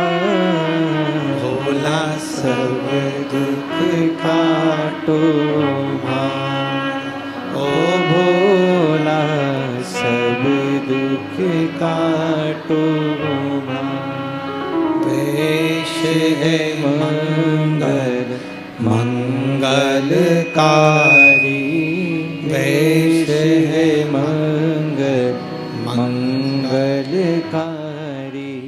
शमशान वासी हमारा, शमशान वासी हमारा, ओ भोला सब दुख काटो, ओ भोला सब दुख काटो हमारा। भगवान देवाधिदेव महादेव से प्रार्थना करिए, दिल से विनय करिए। भगवान शिव घरदानी त्रिकालदर्शी कैलाशी अविनाशी भगवान शिव अपने हृदय की बात भगवान शंकर से कहिए, दिल से प्रार्थना करिए, बाबा श्रवण करिए। शिव महापुराण की कथा के माध्यम से 3 दिन शिव चर्चा में अपन लगे हैं। चोल राजा शिव मंदिर भी जाता है और नारायण के मंदिर भी जाता है। विष्णु दास नाम का ब्राह्मण भी भगवान की सेवा में लगा। अब दोनों में एक अंतर है बड़ा भारी। चोल राजा माणिक मोती सोना चांदी हीरा पन्ना भगवान को समर्पित कर रहा, और विष्णुदास के पास में कुछ है नहीं। मंदिर में झाड़ू लगा देना, बुआरी लगा देना, शिवालय में जाकर शंकर जी को जल चढ़ा देना, नारायण के चरणों में जाकर तुलसी दल समर्पित कर देना।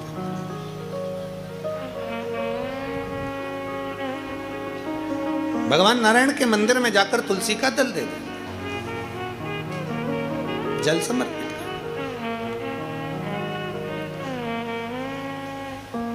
कार्तिक का महीना हो, दामोदर मास हो, प्रयास करो तुलसी के जड़ में, तुलसी के पौधे में जल अवश्य समर्पित करो। एक दीपदान तुलसी के पौधे से थोड़ा सा दूर अवश्य करना चाहिए। कई लोगों की आदत रहती है तुलसी के गमले में ही दिया रख देते हैं और तुलसा महारानी पूरी कुमला जाती है। अब तुम्हारी सास बैठी हो कुर्सी पर, उसकी साड़ी के पास में दिया धर दो, अच्छा लगेगा? बोलो, जम के बोलो जरा। नहीं लगेगा। क्या कहेगी वो? मुझे जलाएगी क्या? मुझ में आग लगाएगी क्या? थोड़ा दूरी रखिए।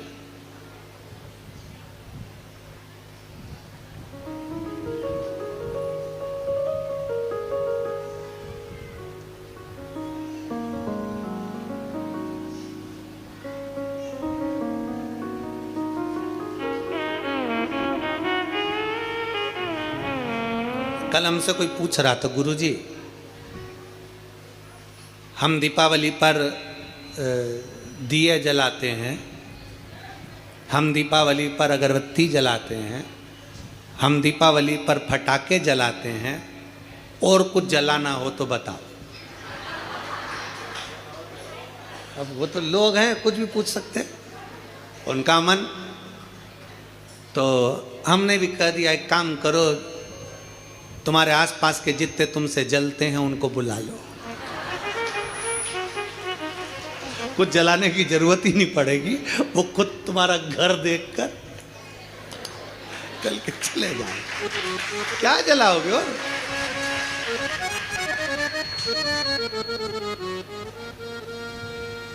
शिव महापुराण की कथा कहती है दूसरे का वैभव देखकर कभी मत जलो, बल्कि भगवान से प्रार्थना करो, बाबा ऐसी कृपा करना मेरे कुबेर भंडारी कि तू हमारे नगर, शहर, गांव, देश, प्रदेश और हमारा पूरा भारत देश उन्नति में आगे बढ़ता चले जाए, ऐसी कृपा करो। बाबा से प्रार्थना करो। ये भीतर की प्रार्थना है, अपने भीतर की प्रार्थना।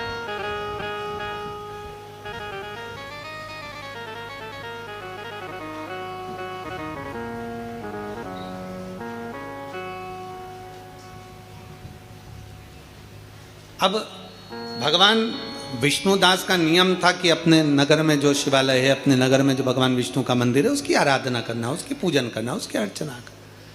चोल राजा का नियम था अपने राज्य की रक्षा करना, धर्म का प्रचार करना, भगवान के मंदिर में जाकर माणिक मोती सोना चांदी हीरा पन्ना रोज प्रतिदिन भगवान नारायण के चरणों में और शंकर जी के चरणों में समर्पित करना। धर्म का प्रचार करना एक राजा को उद्देश्य होना चाहिए।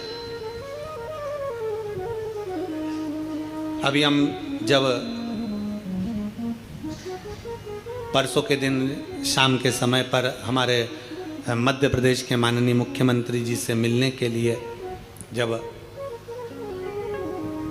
उनके निजी निवास पर पहुँचे, कुछ बधाइयाँ देना थी कि संतों के लिए उन्होंने उज्जैन कुंभ के मेले में संतों के लिए, साधुओं के लिए, तपस्वियों के लिए एक सुंदर निर्णय उन्होंने लिया कि यहाँ संत साधु जैसे हरिद्वार में हमेशा रहते हैं, प्रयाग में हमेशा रहते हैं, ऐसे उज्जैन में भी संत साधु अपने अखाड़ों के साथ साल भर हमेशा रहें, उसके लिए उन्होंने व्यवस्था की। हमने उनको बधाई दी। उसके फिर चर्चा चली, बैठकर बहुत देर तक उस चर्चा में बात निकली तो गौ माता का बात निकली। गौ माता की सेवा पर जब बात निकली तो माननीय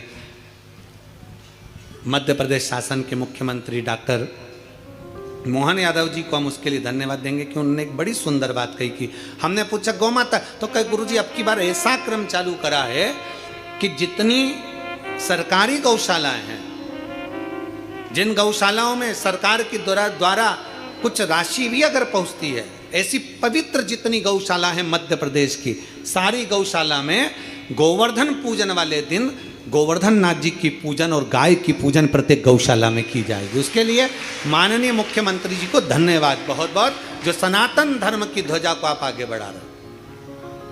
बहुत बहुत साधुवाद कि गोवर्धन पूजन वाले दिन, दीपावली के दूसरे दिन, गोवर्धन पूजन के दिन प्रत्येक मध्य प्रदेश की जितनी गौशालाएं, जितनी सरकारी गौशालाएं, जहां जहां अनुदान जाता, जिससे प्रत्येक गौशाला में गौ माता और गोवर्धन की पूजन हो, जिससे सनातन धर्म मजबूत हो। उसके लिए माननीय मुख्यमंत्री जी को बहुत बहुत साधुवाद। एक बार जोरदार ताली बजाकर उनके लिए धन्यवाद, बहुत साधुवाद। धर्म की ध्वजता स्थापित होना चाहिए। चोल राजा ने अपने राज्य में संपूर्ण सुख का अनुभव करा दिया, संपूर्ण सुख, संपूर्ण सुख। समय बीतता गया, भगवत भजन आगे बढ़ता गया। अब जो विष्णुदास थे, ब्राह्मण कुल के, ब्राह्मण के घर में जन्मे, उनका नियम था शिव मंदिर में जाकर झाड़ू लगा देना, पोछा लगा देना, और शंकर के मंदिर में, शंकर के शिवालय पर एक लोटा जल भगवान शंकर को समर्पित कर देना। शिव महापुराण की कथा कहती है शंकर के मंदिर में, आप लोगों ने स्मरण किया होगा, हम पूरे साल आपसे नहीं कहते कि आप आंवले को जल के लिए जाओ, कि कहीं जल के लिए जाओ, कि कहीं जल के लिए, पर कार्तिक महीने में 3 और एक तुलसा महारानी 4, ये 4 जगह पर अगर हमने जल समर्पित करा है तो ये जल हमारा खाली नहीं जाता, ये जल हमको सुख और शांति और लक्ष्मी का अनुभव करा ही देता। दामोदर मास में, कार्तिक महीने में इस जल की बड़ी महत्वता। कौन कौन से देव हैं जो दिवाली मनाते हैं? कौन से देवता हैं जो दीपावली के पर्व पर आकर दीपावली की महाउत्सव को मनाते हैं? जैसे कुबेरेश्वर धाम की पवित्र भूमि पर कई सालों से लोग दीपावली की रात्रि को आते हैं, दीप जलाते हैं, कोई 11 बजे आ रहा, कोई 12 बजे आ रहा, अपने घर की पूजन करी, जब समय मिल गया बाबा के आकर 11 दीप प्रज्वलित कर दे। 11 दीप जलाने का महत्व कहाँ से आया है? कुबेरेश्वर बाबा की पवित्र धरा पर शास्त्र वर्णन करता है, बड़े आनंद के साथ हम लोग कथाओं के माध्यम से श्रवण करते हैं कि जब माता लक्ष्मी और कुबेर दोनों को जब वैभव की जरूरत पड़ी, धन की जरूरत पड़ी, संपदा की जरूरत पड़ी, तो भगवान शंकर की उन्होंने हजारों वर्ष तक आराधना करी, हजारों वर्ष तक तप साधना। और भगवान शंकर की आराधना करते हैं, आराधना करते करते करते करते कुबेर को बहुत समय बीत जाता है, माता लक्ष्मी को बहुत समय बीत जाता है, पर शिव प्रसन्न नहीं होते, भगवान शंकर प्रसन्न नहीं होते। तब भगवान शंकर की आराधना करते करते माता लक्ष्मी ने स्वयं माता ब्रह्माणी से पूछा कि ये शिव प्रकट क्यों नहीं होते, हमें वर क्यों नहीं देते? कुबेर ने पूछा ब्रह्माणी से, हमने इतनी आराधना करी है, शंकर आखिर वर क्यों नहीं देते? तब माता ब्रह्माणी ने कहा कि तुमने केवल शंकर की आराधना करी है, पर गौरी शंकर की आराधना नहीं करी है। गौरी पार्वती की अगर आराधना शिव के साथ करी जाए तो निश्चित है शंकर प्रकट होते हैं, शिव सामने आते हैं। नारायण और माता लक्ष्मी, लक्ष्मी को आमंत्रित करते हो नारायण रह जाते हैं, नारायण को आमंत्रित करते हो लक्ष्मी रह जाती हैं, ब्रह्मा को आमंत्रित करते हो ब्रह्माणी रह जाती है, ब्रह्माणी को आमंत्रित करते हो ब्रह्मा रह जाते हैं, इंद्र को आमंत्रित करते हो तो इंद्राणी रह जाती है, इंद्राणी को आमंत्रित करते हो तो इंद्र रह जाते हैं। पर शिव महापुराण की कथा कहती है केवल एक शंकर ऐसे हैं जो माता पार्वती के साथ कदम से कदम मिलाकर आगे बढ़ते अपने भक्त के दरवाजे पर पहुंच जाते हैं। गौरी शंकर की आराधना।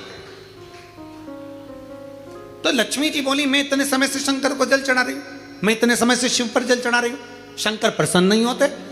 भगवान माता ब्रह्माणी ने कहा शंकर को जल चढ़ाकर अगर हाथ की इन मुद्राओं को, हाथ की इस अंजलि को, हाथ को अगर थोड़ा सा भी आप जलाधारी पर स्पर्श कर देते हो तो वो जल पार्वती और शिव दोनों को समर्पित होकर पार्वती जी उसको स्वीकार कर लेती है कि इसने मुझे भी जल चढ़ाया है। केवल स्पर्श मात्र, जैसे ये शिवलिंग है, जैसे ये शिवलिंग है, ये जलाधारी है, इस जलाधारी का जो गोल भाग है, चौकोर भाग है जलाधारी का, उसका मात्र जल चढ़ाने के बाद स्पर्श मात्र कर लेने पर भी पार्वती और शिव की आराधना का पूरा फल हमें प्राप्त हो जाता है। प्रदोष काल में एक बड़ी सुंदर बात आती है। प्रदोष काल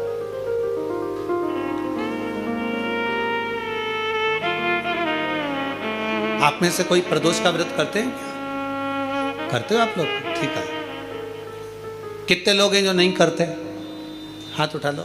ठीक है, नहीं करते ना, कोई बात नहीं, रख लो, रख लीजिए। 26 प्रदोष का, 24 तो 12 महीने की और अधिक मास की 2, 26 प्रदोष का फल, 26 प्रदोष का फल एक क्षण में प्राप्त हो जाता है, एक क्षण में। कब? कहा जिस दिन प्रदोष का दिन हो, 26 प्रदोष में से कोई भी प्रदोष का दिन हो और प्रदोष काल में आप अपने घर से जल और एक हाथ में घी का भरा हुआ दीप लेकर जिस दिन शंकर के मंदिर में जाते हो, शंकर को जल चढ़ाकर हाथ का स्पर्श जलाधारी पर कर कर शिव मंदिर में दीप प्रज्वलित कर देते हो, 26 प्रदोष का पुण्य फल उसी क्षण प्राप्त हो जाता है। 26 प्रदोष का फल एक ही दिन में, एक ही क्षण में प्राप्त हो जाता है। 26 प्रदोष का।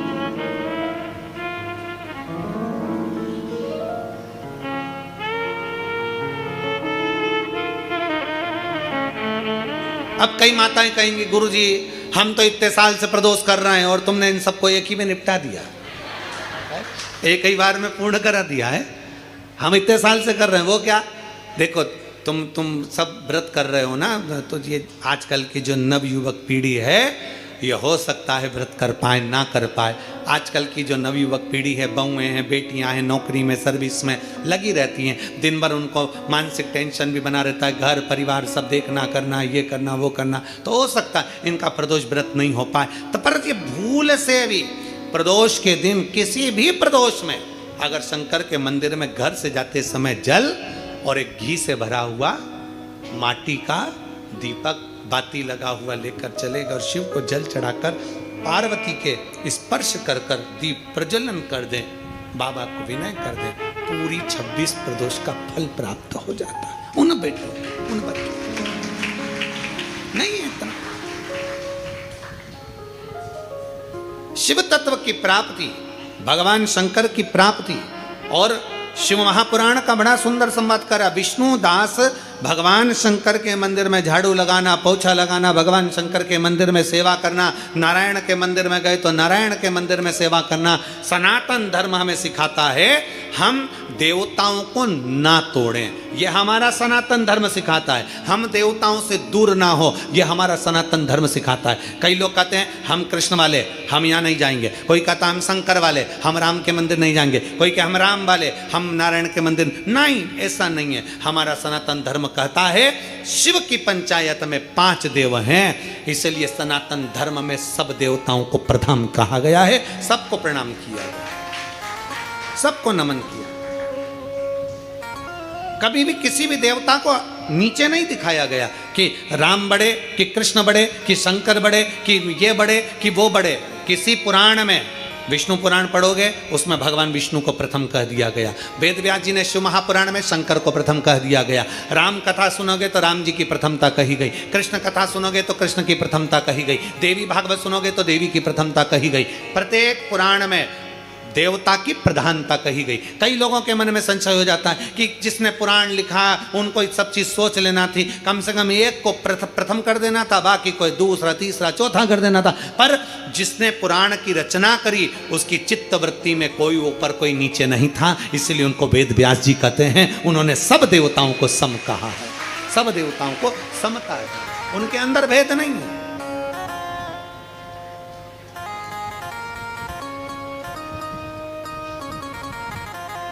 उनके अंदर समर्पण का भाव और सबकी समता है, सबकी समता।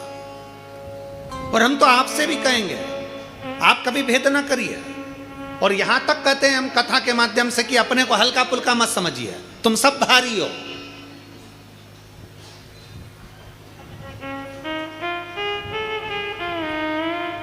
जो चीज हल्की होती है ना वो छूट जाती है, जो भारी होती है वो छूटती नहीं है।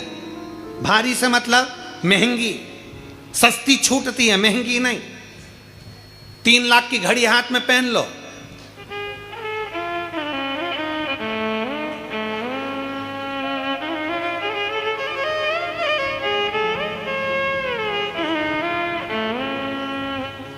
तीन लाख की घड़ी कहीं छूटेगी?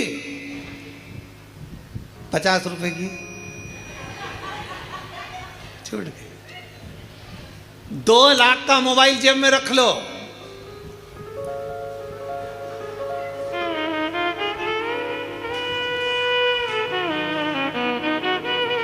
और अगर वो रुद्राक्ष उत्सव में जब आते हो और घर के लोग कहते हैं मम्मी मोबाइल ले जा, और मम्मी कहती है कीपैड ला दे, वो इतना बड़ा जो होता है, इतना छोटा सा है, छोटा सा, उसमें ना तो ये कुछ भी फालतू फालतू चीज़ें जो चलती है, व्हाट्सअप कुछ नहीं चले, बस इतना सा। हाँ, कहाँ पहुँच गई? कुबेरेश्वर धाम। कब आएगी? बस वो इतना सा। और वो मान लो वो वाला लेके आती, बड़ा वाला 1.5-2 लाख का, कहीं छूटता नहीं। पर वो छोटा सा था, नहाने गई छूट गया तो कोई बात नहीं, महंगा नहीं छूटना चाहिए।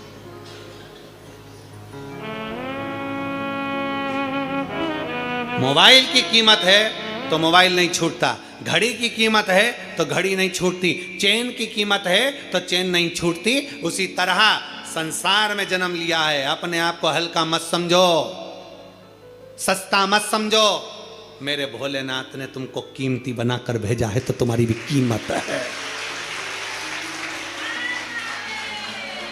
तुम्हारी भी कीमत है। अपने आप को हल्का मत समझो। कभी भी किसी से बात करना तो समझ के करना, हल्का पुल्का मत समझना। अपने आप को जब हम हल्का समझने लगते हैं, भैया हमारी बड़ी बहन के यहाँ खूब दौलत है रे, हमारे मामा जी के, हमारे काका जी के, हमारी बुआ जी के, हमारे फूफा जी के, हमारे उनके यहाँ खूब अच्छा, खूब भगवान का वैभव है, उनके यहाँ खूब धन है, उनके यहाँ तो खूब प्रेम से खाना खाते, खूब सारा माल टालाता, खूब हम उनको सेठ समझ रहे हैं, अपने आप को भिखारी समझ रहे हैं। बल्कि जिसके यहाँ जाओ, अगर घर में अचार रोटी भी खाओ तो सामने जाकर बताना मेरे भोले बाबा की कृपा से भूखा नहीं सोता, खूब भर कर देता।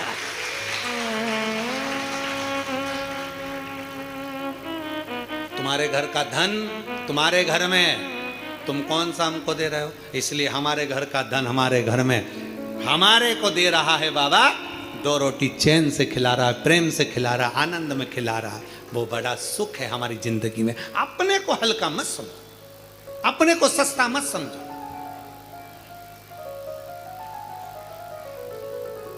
कई बेटियां कह देती हैं, कई माताएं अपनी घर में आकर अपनी बेटी के सामने कई माता कह देती है, तेरे भाई के लिए लड़की देख के आई, तेरे भाई के लिए लड़की देख के आई, इतनी सुंदर, इतनी सुंदर, इतनी सुंदर, तेरे भाई के लिए लड़की देखने गई थी, इतनी सुंदर।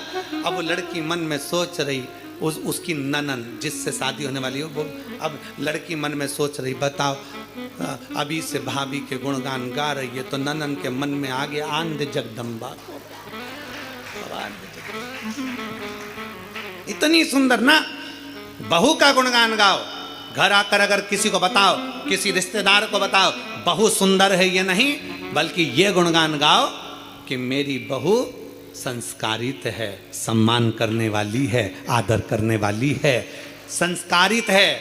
तो मेरे घर की बेटियां जब सुने कि बहू संस्कारित है तो घर की बेटियां भी सोचे कि अब मुझे भी अपने ससुराल में जाकर सम्मान संस्कार धारण कर कर जाना है, आदर कर।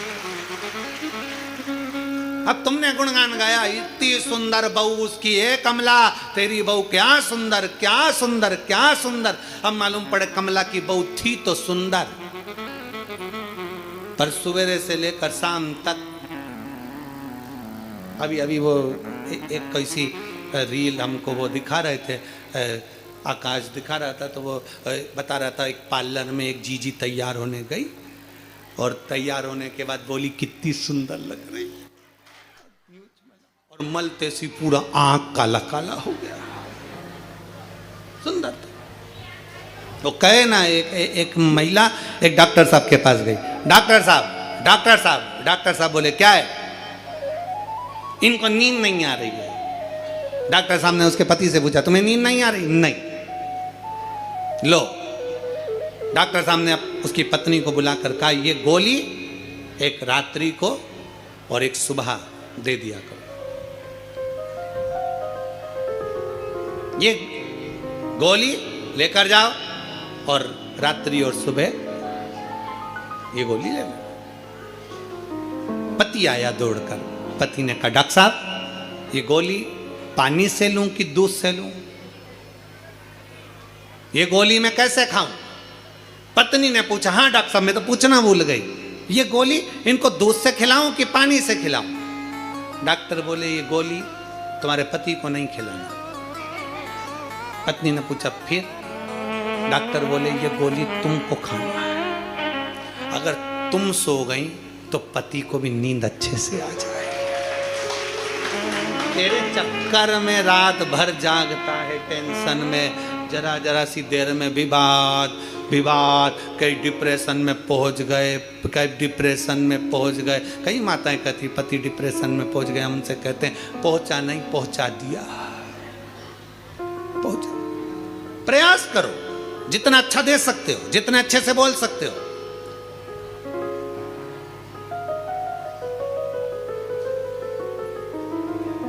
एक छोटी सी गोली पूरे शरीर का रोग मिटा देती है। एक छोटी सी गोली, गोली कितनी बड़ी होती है जो तुम लोग खाते हो, कभी कभी दवाई में गोली में खा लेते हो, पूरे शरीर में कष्ट है, दर्द है, अरे गुरुजी हाथ दुख रहा, पांव दुख रहा, घुटना दुख रहा, सिर दुख रहा, सारी गोली का एक गोली तुमने खा ली। कोई सी गोली गोली होती है, एक गोली इतनी सी, कितनी बड़ी गोली होगी? इतनी बड़ी इतनी बड़ी इतनी बड़ी होती है क्या? नहीं, गोली कितनी सी? इतनी सी। एक छोटी सी गोली तुम्हारे पूरे शरीर का रोग मिटा देती है। तो एक छोटी सी मीठी बोली तुम्हारे दिल का भी रोग मिटा देती है।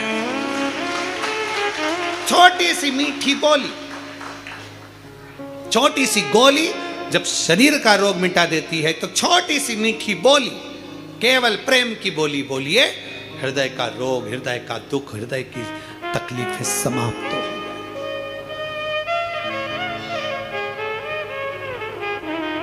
मीठा मीठा, और जितना मीठा बोलोगे उतना सुख का अनुभव। वो एक कीर्तन में कहते हैं ना, कहाँ से सीखा मोहन तूने मीठा बोलना, कहाँ से सीखा मोहन तूने मीठा बोलना, कर कर के मीठी बातें इस दिल का चोरना, कर कर के मीठी बातें इस दिल का चोरना, कहाँ से सीखा मोहन तूने मीठा मीठा बोलना, कहाँ से सीखा मोहन तूने मीठा बोलना, कहाँ से सीखा मोहन तूने मीठा बोलना, कहाँ से सीखा मोहन तूने मीठा बोलना। बागा है तेरा लाख का पटुका अमोलना, बागा है तेरा लाख का पटुका अमोलना, कहाँ से सीखा मोहन तूने मीठा बोलना, कहाँ से सीखा मोहन तूने मीठा बोलना। छोटी सी गोली शरीर के रोग समाप्त कर देती है, तो छोटी सी मीठी बोली हमारे हृदय के दुख को भी समाप्त कर देती। क्या चाहिए किसी को, क्या चाहिए? एक बूढ़े व्यक्ति से पूछो, क्यों? बूढ़े व्यक्ति से पूछना, पिताजी से, घर के बुजुर्ग से, घर के बूढ़े व्यक्ति से पूछना, पापा तुमको गाड़ी दिला दे 4 व्हीलर अच्छी जोरदार। पिताजी कहेंगे क्यों पागलपंती करता है रे, मेरे को क्या करना 4 व्हीलर से। फिर बूढ़ी माँ से पूछो, मम्मी ओ मम्मी चल तुझे सोने के हार दिला देता हूं, कंगन दिला देता हूं, सुंदर सुंदर सोने की रकम बनवा देता हूं, बनारसी साड़ी दिला देता हूं। बूढ़ी माँ कहेगी रे क्यों हंसी उड़ाए संसार में, अब बुढ़ापे में मैं इतना सामान पहनूंगी क्या, बनारसी साड़ी वगैरह बहू को दिला, बेटों को दिला। बूढ़ा व्यक्ति क्या चाहता है? 4 व्हीलर गाड़ी नहीं, बूढ़ा व्यक्ति